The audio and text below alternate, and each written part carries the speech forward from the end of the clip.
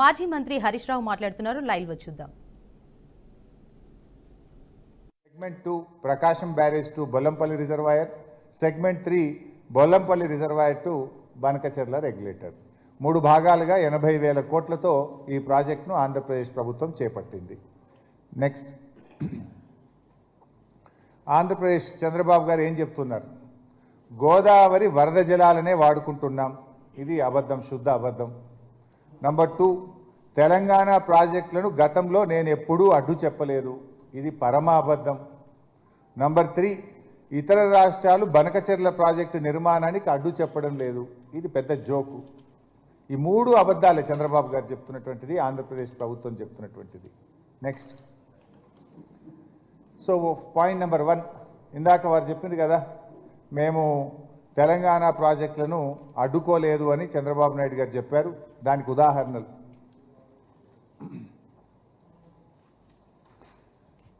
First Kaleshwaram project. Kaleshwaram ప్రాజెక్టుకి ఇచ్చిన అన్ని అనుమతులు రద్దు చేయాలని, పనులు తక్షణం నిలిపివేయాలని కేంద్ర ప్రభుత్వానికి ఆంధ్రప్రదేశ్ ప్రభుత్వం రాసిన లెటర్ ఇది. కాళేశ్వరంకు సిడబ్ల్యూసి నుంచి 10 అనుమతులు వచ్చినాయి.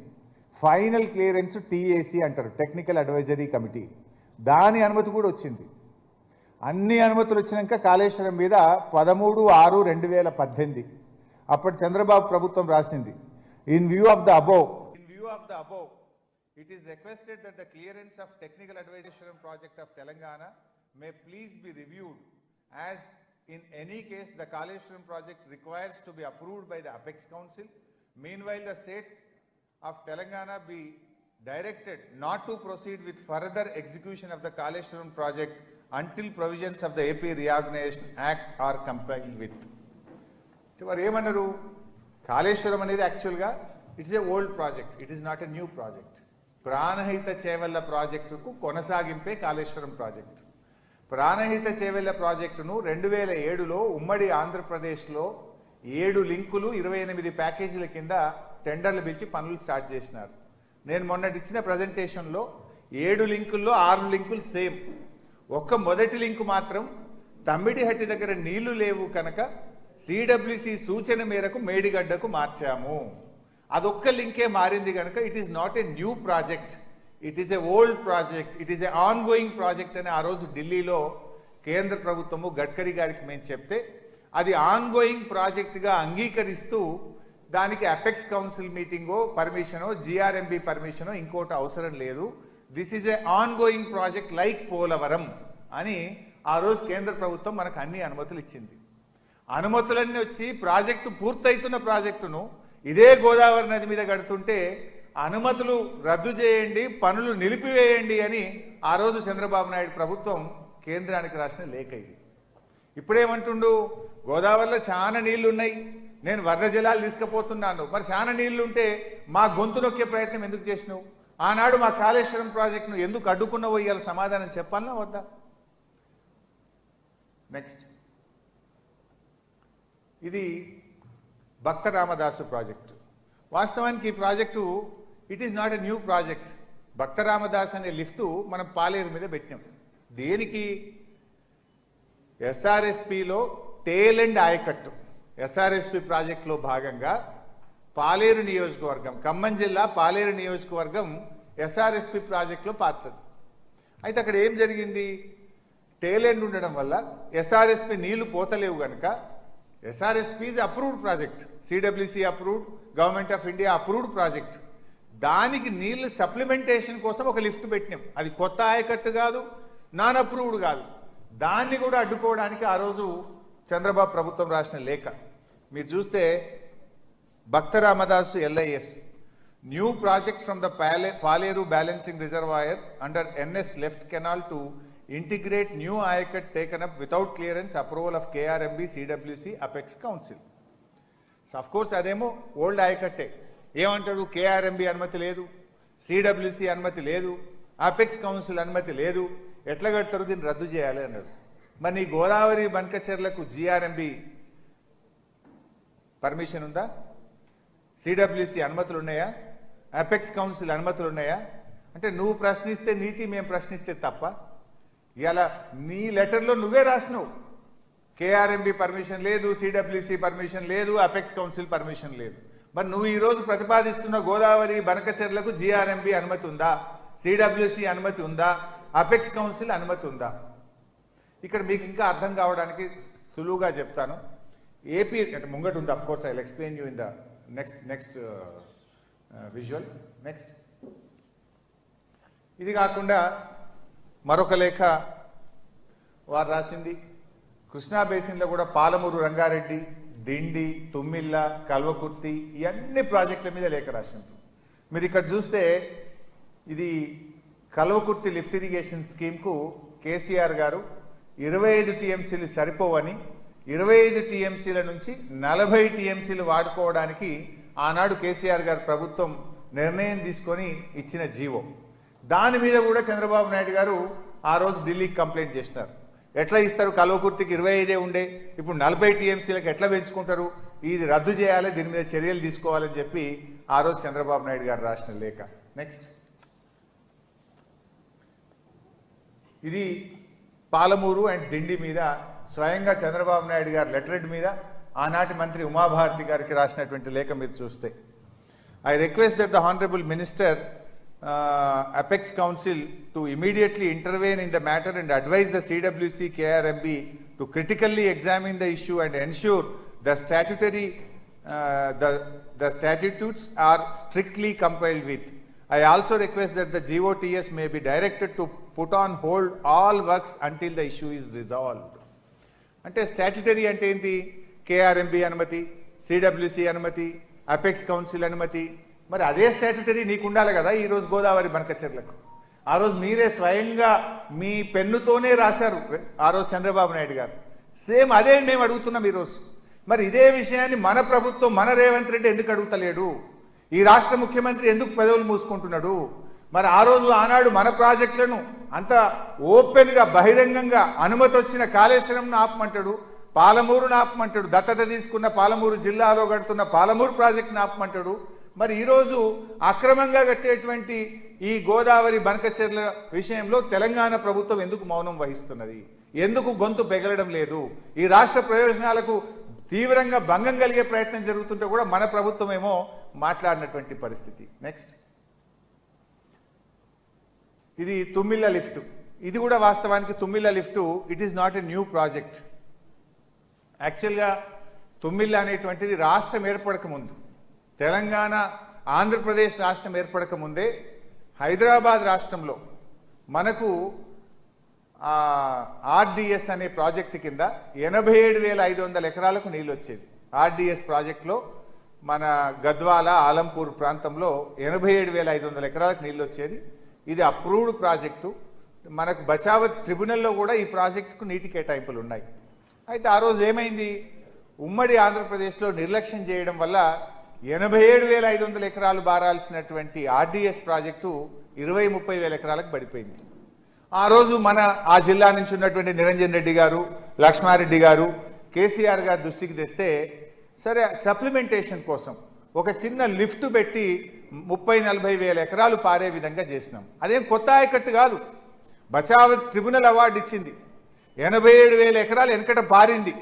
ఉమ్మడి ఆంధ్రప్రదేశ్లో సుంకిశాల నుంచి నీళ్లు రానియకపోవడం వల్ల ఆ ప్రాజెక్టు 30,000 కుదించకపోతే ఒక లిఫ్ట్ పెట్టి మళ్ళీ 30-40 వేల ఎకరాలు యాడ్ చేస్తే దాన్ని కూడా ఆపమని ఉమ్మడి ఆంధ్రప్రదేశ్లో వాళ్ళు లెటర్ రాశారు.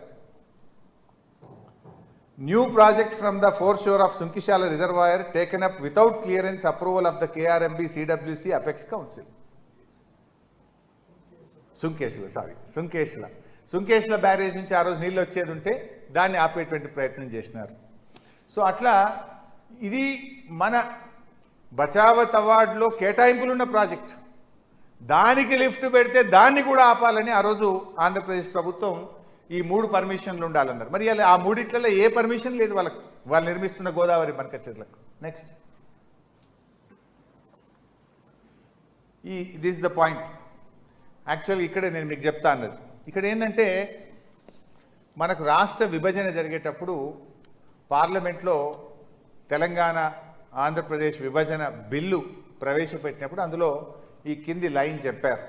No new projects based on water resources arrived at based on appropriate dependability criteria on Godavari or Krishna rivers can be taken up by the state of Telangana or the state of Andhra Pradesh without obtaining sanction from the Apex Council on river water resources. All such proposals shall be first appraised and technically cleared by the respective board before sanction by the said Apex Council.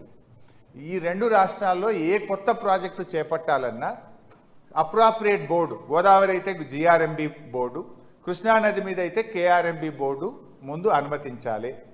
తర్వాత CWC క్లియరెన్సులు రావాలి.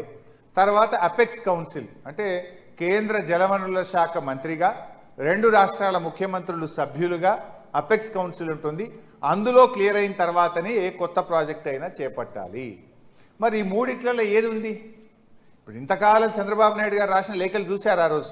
అంటే మీ board అనుమతి లేదు, CWC అనుమతి లేదు, apex council అనుమతి లేదు, వీళ్ళు ఎట్లా కడతారు అని మన ప్రాజెక్టులకు అడ్డుపడ్డారు. అవన్నీ కూడా old projects, they are not new projects. మరి ఇప్పుడు Godavari Banakacherla is totally new project. They are bulldozing like anything. BJP సహకరిస్తుంది. ఆంధ్రప్రదేశ్ ఇప్పుడు ఈ నెలాఖరులో టెండర్లు పిలిచి ముందుకు పోయే ప్రయత్నం చేస్తూ ఉంది. నెక్స్ట్, ఇది మనకి ఎట్లా నష్టం? ఆంధ్రప్రదేశ్ ఇప్పుడు ఈ నెలాఖరులో టెండర్లు పిలిచి ముందుకు పోయే ప్రయత్నం చేస్తూ ఉంది. నెక్స్ట్, ఇది మనకి ఎట్లా నష్టం? 200 టీఎంసీలను హక్కుగా మార్చుకునే కుట్ర. ఇప్పుడు మీ అందరికీ తెలుసు, కృష్ణా మీద మొన్ననే బ్రిజేష్ కుమార్ ట్రిబ్యునల్ అవార్డు వచ్చింది.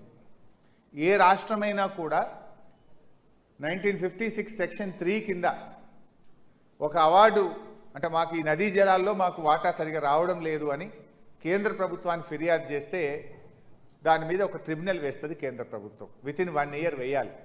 మీ అందరికీ కూడా తెలుసు, కేసీఆర్ గారు చాలా పోరాటం చేసి కృష్ణా నది మీద సెక్షన్ 3 మీద మనం అవార్డు తెచ్చుకున్నాం.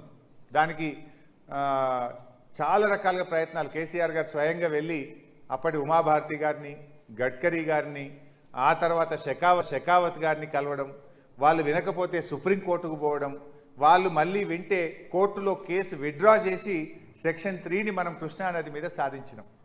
ఇప్పుడు మనకు తాత్కాలిక ఒప్పందం 6634 ఉంది. బట్ కేసీఆర్ గారు సాధించిన సెక్షన్ 3 వల్ల రేపు 500కు పైగా టీఎంసీలు కృష్ణానది.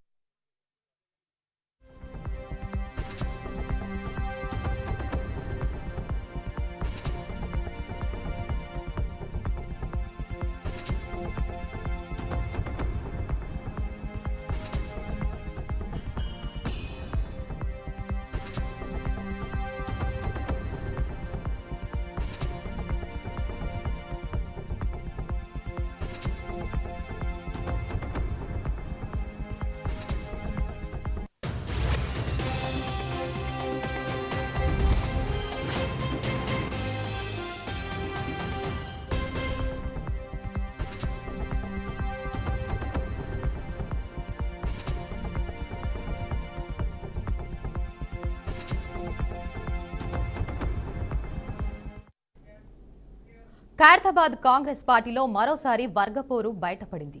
బంజారాహిల్స్ లేక్ వ్యూలో జరిగిన పార్టీ సభలో ఎమ్మెల్యే దానం నాగేందర్, కార్పొరేటర్ విజయారెడ్డి మధ్య వాగ్వాదం చోటు చేసుకుంది. దీంతో పోటాపోటీగా ఇరు వర్గాల అనుచరులు నినాదాలు చేశారు. సభలో గందరగోళం నెలకొనడంతో డీసీపీ అధ్యక్షుడు రోహిన్ రెడ్డి అక్కడ నుండి అసంతృప్తితో వెళ్లిపోయారు. గతంలోనూ వీరిద్దరి మధ్య వాగ్వాదం చోటు చేసుకుంది. హిమాయత్ నగర్లో సన్నబియ్యం పంపిణీ కార్యక్రమంలో విజయారెడ్డి ఫోటోను ఫ్లెక్సీలో పెట్టకపోవడంతో దానంపై ఆమె అసహనం వ్యక్తం చేశారు. అక్కడే ఉన్న మంత్రి పొన్నం ప్రభాకర్ జోక్యం చేసుకుని విజయారెడ్డిని సముదాయించారు. ఇక మరోసారి వీరిద్దరూ బహిరంగంగా వాగ్వాదానికి దిగడంతో వర్గపోరు తారాస్థాయికి చేరుకుంది.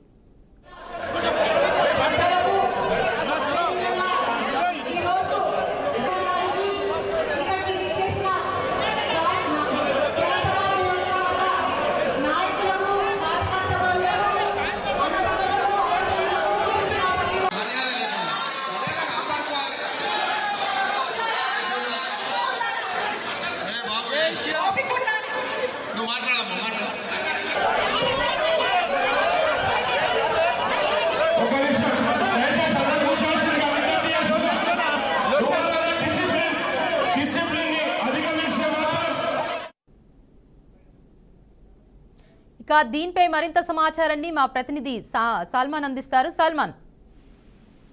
Thank you Devika. కాంగ్రెస్ లో మరోసారి వర్గపోరు బయటపడ్డదని చెప్పవచ్చు. ఖైరతాబాద్ కాంగ్రెస్ పార్టీలో విభేదాలు అంటే తారాస్థాయికి చేరాయి. అంటే గతంలో పీజీఆర్ కుమార్తె విజయారెడ్డి, అదేవిధంగా దానం నాగేందర్ ఎమ్మెల్యే, అంటే వీరికి ఇప్పటి నుండి కాదు, అంటే గతంలో బంజారా హిల్స్ ఉన్నప్పటి నుండి ఆ యొక్క బంజారా హిల్స్ డిలిమినేషన్ తర్వాత ఖైరతాబాద్ కొంత డివిజన్ కొంత దానికి వెళ్తుంది. దీనికి పీజీఆర్ గతంలో అక్కడ నుండి పోటీ చేశాడు. దానికి సంబంధించి పీజీఆర్ కుమార్తె కూడా కార్పొరేటర్ గా వ్యవహరిస్తుంది. ఖచ్చితంగా దీనికి సంబంధించి అయితే వీరికి వర్గపోరు అయితే తారాస్థాయికి చేరుకుంది. ఇక్కడ నియోజకవర్గ సమావేశంలో మంత్రి సమక్షంలో లేకుంటే అదే విధంగా డిసిసి అధ్యక్షుడు వీరి యొక్క సమక్షంలోనే ఫ్లెక్సీలో నా యొక్క పేరు పెట్టలేదంటూ విజయారెడ్డి కొంత అసహనం వ్యక్తం చేశాది. ఖచ్చితంగా విజయారెడ్డి కూడా కొంత అనుచర బలగం ఉందని చెప్పవచ్చు. దానం నాగేందర్ రెడ్డి తనకు కూడా చాలా సార్లు మంత్రిగా తర్వాత ఇది ఎమ్మెల్యేగా ఉన్నారు. ఖచ్చితంగా వీరి ఇద్దరి మధ్య మాత్రం గడ్డి వేస్తే పచ్చగడ్డి వేస్తే ఏ విధంగా ఉంటుందో ఆ విధంగా వీరిద్దరి మధ్య మాత్రం వర్గపోరు తారాస్థాయికి చేరింది. ఇటీవలనే జిల్లాల అధ్యక్షులతోటి మీనాక్షి నటరాజన్ కూడా ఈ సమావేశం నిర్వహించారు. ఖచ్చితంగా కాంగ్రెస్ పార్టీ అంతర్గతంగా ఏదైనా మాట్లాడుకోవాలి తప్ప ఇలా బహిరంగంగా మాట్లాడుకోవచ్చు, లేకుంటే పార్టీని బదనం చేయడం మాత్రం ఉంటే బాగా సీరియస్ ఉంటుందని ఖచ్చితంగా ఒక పక్క వార్నింగ్ ఇచ్చినట్టే చెప్పింది. ఖచ్చితంగా వీరి యొక్క పార్టీ అంటే రాష్ట్ర రాజధానిలో ఈ యొక్క ఇలాంటి సంఘటన జరగడం అంటే జిల్లాలకు కూడా ఇలా జరిగే అవకాశం ఉందంటూ కొంత ఇది ముందస్తుగా వీరు హెచ్చరించారు. ఖచ్చితంగా ఇలాంటి సంఘటనలు కనుక ఎక్కడ జరిగినా చర్యలు ఉంటాయని చెప్పగానే చెప్పారు. ఖచ్చితంగా వీరి మధ్య మాత్రం ఖచ్చితంగా ఇది వీరికి ఇప్పటి నుండి కాకుండా అంటే గతంలో విజయరెడ్డి సోదరుడు విశ్వనాథన్ రెడ్డి అక్కడ నుండి పోటీ చేశాడు.